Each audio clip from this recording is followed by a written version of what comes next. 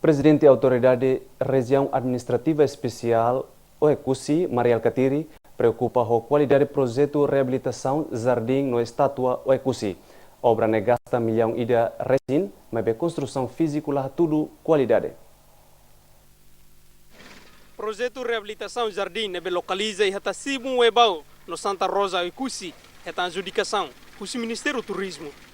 Mas Mariel Katiri preocupa o projeto ne também ladum, a tudo resultado no dia, nota agora a companhia lá que apresenta relatório da autoridade. Jardim, há se relatório mais consultava consultar hoje ainda vai, se estou agora consultando lá tem responde você.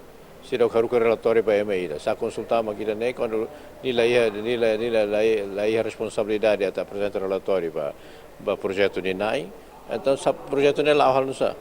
Porque a consultância de ser a fiscalização, né? Quase semana se é o relatório mais alto.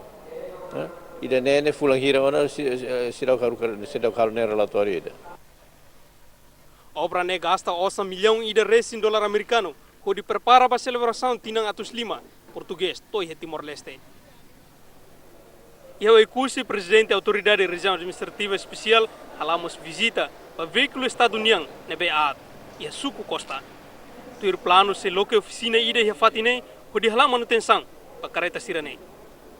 Praticamente mais ali 90% a manutenção lá dia.